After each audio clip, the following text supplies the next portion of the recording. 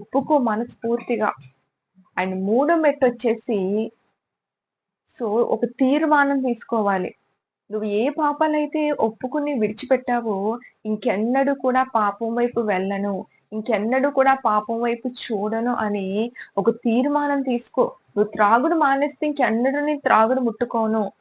నువ్వు అబద్దాలాడడం మానేస్తే ఇంకెన్నడూ అబద్దాలాడను అని ఒక తీర్మానం తీసుకో. అండ్ అలాగే నాలుగోదొచ్చేసి సమర్పణ. పాపాలు ఒప్పుకొని, పాపాలు విడిచిపెట్టేసి, ఇంకెన్నడూ వాటి వైపుకు వెళ్ళనని తీర్మానం తీసుకున్నావు కనుక, నిన్ను దేవునికి సమర్పించుకో. ఆయన పాటలు పాడే విషయంలో, ప్రార్థన చేసే విషయంలో, సంఘంలో వాడబడే విషయంలో, ఆయన పరిచయం చేసే విషయంలో నిన్ను నువ్వు దేవునికి సమర్పించుకో. నీ జీవితాన్ని దేవునికి సమర్పించుకో. అండ్ అలాగే ఐదోదిగొచ్చేసి అంశ ప్రార్థన.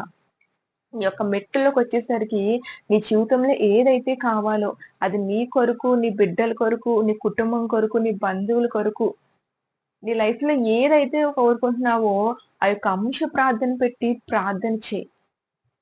అండ్ అలాగే ఆరో మెట్టొచ్చేసరికి స్తుతి. నీకు మనోనిదానం కలిగినందుకు, నీ పాపాలు విడిచిపెట్టినందుకు, ఇంకెన్నడూ వాటి వైపుకు వెళ్ళనని తీర్మానం తీసుకున్నందుకు, నీ అంశ ప్రార్థనలు దేవుడు విన్నాడు అని నమ్మినందుకు, మరి నిన్ను నువ్వు సమర్పించుకున్నందుకు, మరి ఆ ఆరో మెట్టుగా దేవుని స్తుతించు. నీ జీవితంలో చేసిన దేవుని కార్యాలు బట్టి ఆయన స్తుతించు. స్తుతి నీ స్థితి మారుస్తుందంటారు. కాబట్టి ఆరో మెట్టొచ్చేసరికి ఆయన స్తుతించు. జ్ఞాపకం చేసుకో. ఆయన నమ్ముకోక మునుపు నీ జీవితం ఎలా ఉంది? నమ్ముకున్నాక ఎలా ఉంది? అనేది ఒక ఆలోచించుకొని నీ జీవితంలో దేవుడు చేసిన మేలుని బట్టి ఆయన స్తుతించు. ఆ స్తుతే నీ జీవితాన్ని మారుస్తుంది.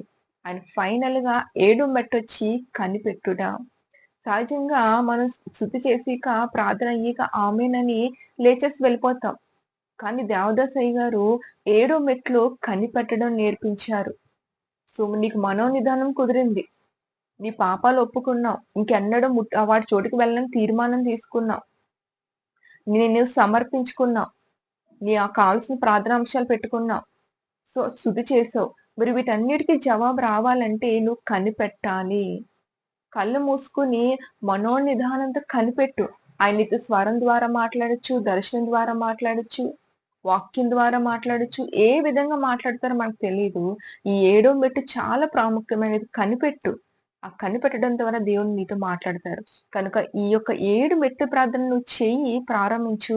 ఖచ్చితంగా దేవుడు నీ జీవితంలో ఎక్కువ ప్రార్థన చేయగలుగుతావు.